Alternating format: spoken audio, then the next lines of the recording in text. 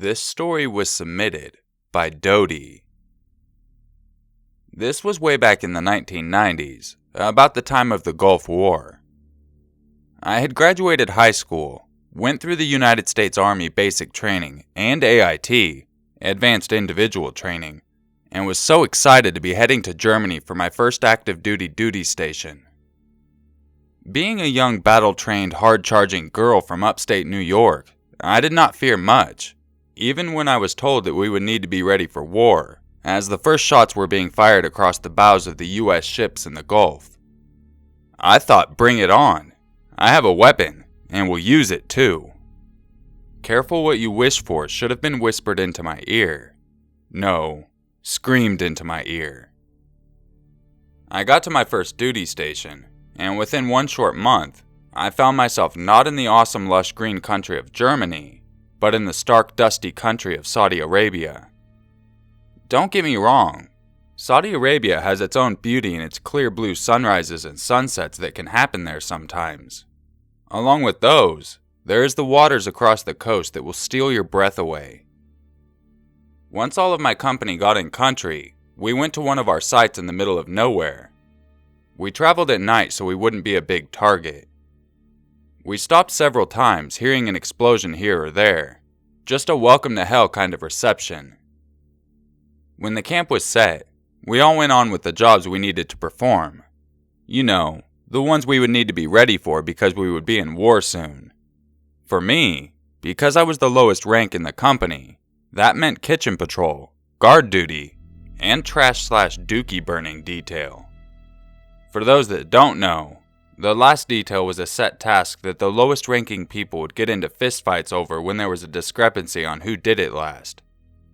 We had to pull all of the trash cans from every tent in camp, and every poop can, 3 in each, from every outhouse, which there was 9, take them out to a hole a half-mile from the camp, and light it on fire. Not the most glorified job, but hey, I wanted to travel and see the world, right?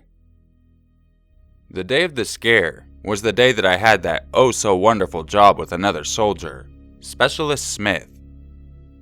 That morning it started really early, and really different, because the whole company had been up all night guarding the perimeter of camp. Something was up. I could see lights flashing the sky, and heard the rumble of artillery for most of the night, but it stopped suddenly. I don't know what time it was, because I didn't have a watch that could be seen with a red-lighted flashlight. It's harder to see red in the dark. When the sun broke over the horizon, we were called off the perimeter and allowed to continue our duties for the day. Come to find out, that's the day the ground war started. So needless to say, everyone was on edge. Specialist Smith and I had collected the trash, and were heading out to the trash hole that we dubbed Satan's doorway. I can remember feeling so uneasy, constantly looking in my side mirror at the camp as it began to fade in the distance. I nervously held my weapon in my lap. We got to the hole and started emptying the trailer, just wanting to be done with the job so we could get back to the safety of our company. I should mention that it's not unusual to have locals from the town 2 miles from our camp come and go through the trash before it was to engulf in flames as we drove off. So when I saw a speeding truck coming our way, I wasn't too worried. A little white truck pulled up close to the hole, and a young kid got out and waved. I waved back, and finished offloading the last bag of trash, handing it to Specialist Smith. As I jumped down out of the trailer, I noticed a big woman whip open her door and come quickly running towards Smith. I was shocked to see a huge 8-inch through 9-inch knife gripped firmly in her hand, and the expression on her face looked like pure hate.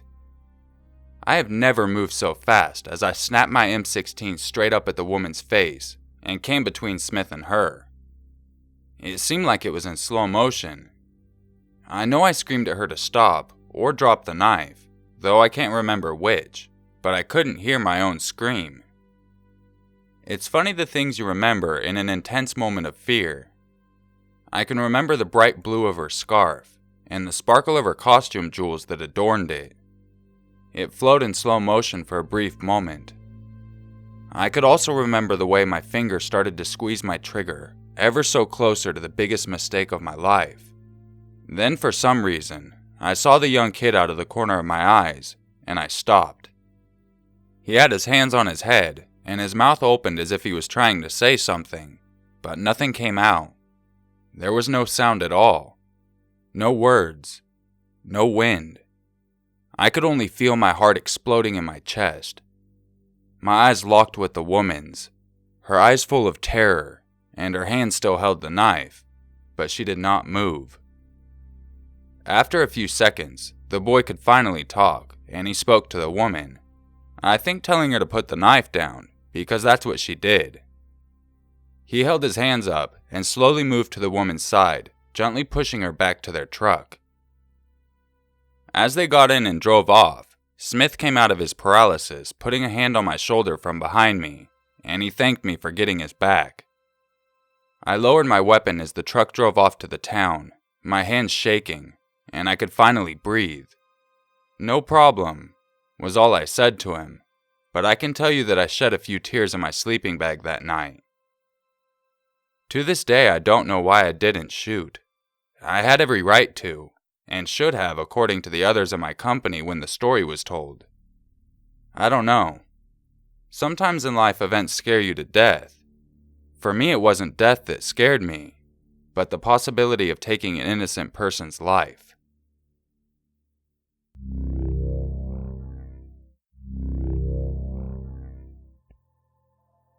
This story was submitted by an anonymous viewer. This incident took place 5 years ago, when I was 21. I had a job delivering newspapers from California to Arizona. Since the news had to be up to date, they couldn't print it until nighttime, so I had to drive to Arizona 4 times a week, overnight. I drove a large cargo van that had pallets of newspapers in it, so I couldn't drive too fast, especially when it was windy, since the van was top-heavy. One night at around 1 a.m., I was driving on a narrow 2-lane road that was surrounded by desert. It was in southern Arizona, near the USA-Mexico border. There was about 70 miles of nothing but dirt. After those 70 miles, the first area of civilization was a border control checkpoint, which played a crucial role in this situation. Around the 45-mile mark, I saw a truck that had one of those campers on the back that made it impossible to see the bed of the truck. It was a good 200 feet away from the road in the dirt. I only see a car on that road about once every 2 weeks, so the brights on my van were on the whole time, which is the only reason I noticed the vehicle.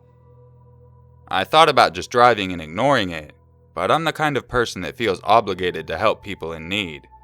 So I pulled over, but kept my distance away from the truck and got out. I started looking in the truck, but didn't see anybody. Then off in the distance, I heard what sounded like a woman crying. That instantly set off alarm bells. I started running full speed towards the voice, but about halfway there I heard a male voice start talking, so I stopped dead in my tracks. He was yelling something, but I couldn't understand much of it because it was in Spanish. Then I heard the female pleading in desperation. The only thing I could make out was her saying, "Please don't do this."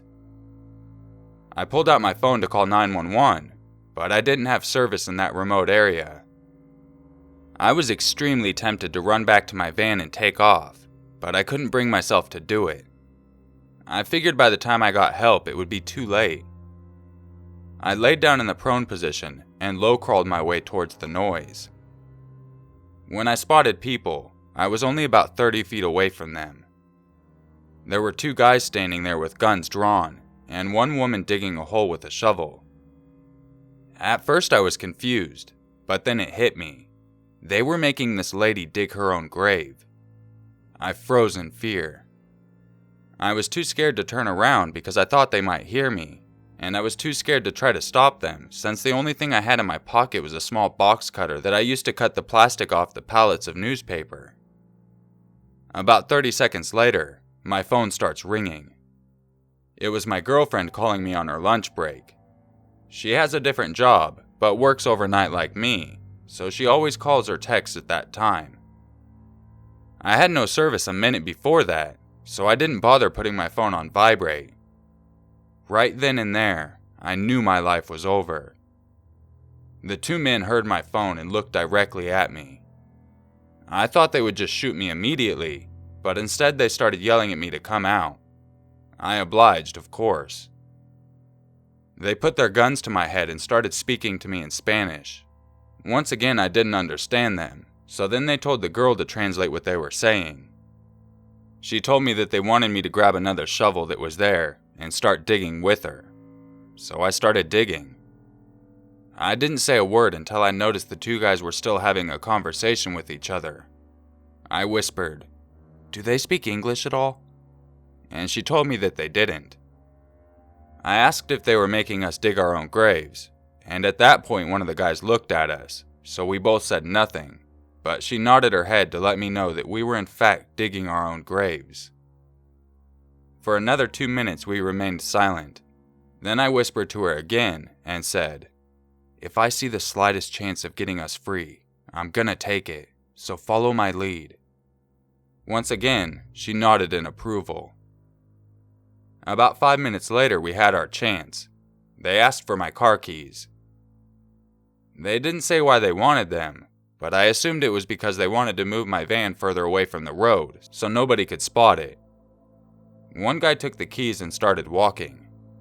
I knew I only had about a minute to pull off a miracle before he came back, but I panicked and couldn't come up with anything. Thankfully, the girl was more composed than me, and she started shouting that she had found something valuable in the dirt. The one remaining guy came running over to see what she found. Me and her made eye contact, and without saying a word, we knew it was time to do or die. Once he got close, I lunged at him with my box cutter and jammed it into his throat. He dropped his gun and grabbed his throat to try and stop the bleeding. The girl grabbed his keys, and we both started running towards their truck, but at an angle, so the other guy couldn't see us.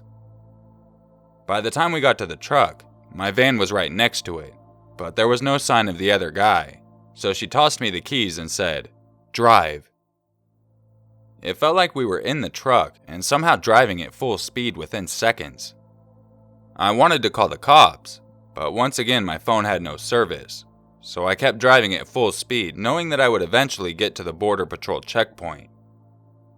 About 10 minutes away from the checkpoint, I noticed headlights behind me, and they were coming up fast.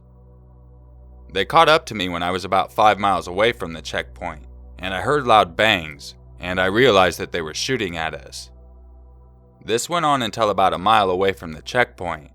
That is when the guy who took my van turned around. When I got to the checkpoint, I explained everything.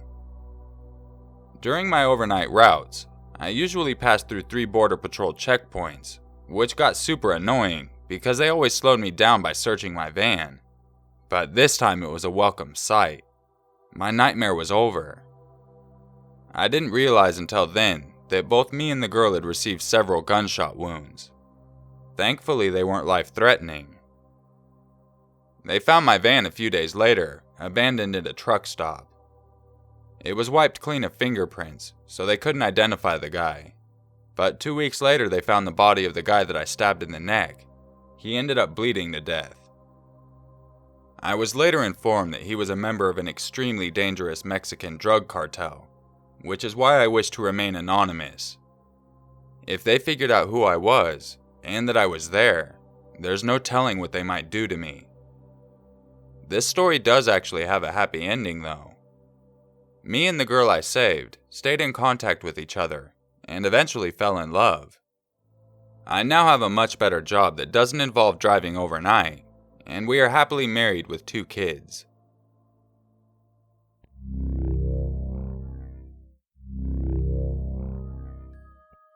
If you enjoyed this video, you know what to do. If you would like a chance to have your story featured in an upcoming video, make sure you check the description on information on how to submit your stories. Now for the first story. At least Specialist Smith was lucky enough to have a battle buddy as good as you. By the sounds of it, he froze when he needed to actually react, so it's really a good thing you were there. Otherwise, he may have just ended up another casualty of war. I do applaud the fact that you didn't shoot the lady. Granted, you did have the right to do so. I do think you handled it the best way possible. Now for the second story. I'm glad this story had a happy ending, and I'm glad your now wife was able to think on her feet, because you kind of fumbled on that one, which actually could have cost you both your lives. It's unfortunate they were unable to identify the guy, but even if they had, they probably wouldn't have caught him anyways, because he would have just stayed in Mexico. Regardless, I'm happy you both made it out of the situation okay, and I'm glad you're not cruising alone along the border at night anymore. I hope you all have a great day, and I'll catch you in the next video. And just remember, it's always scarier if it's true.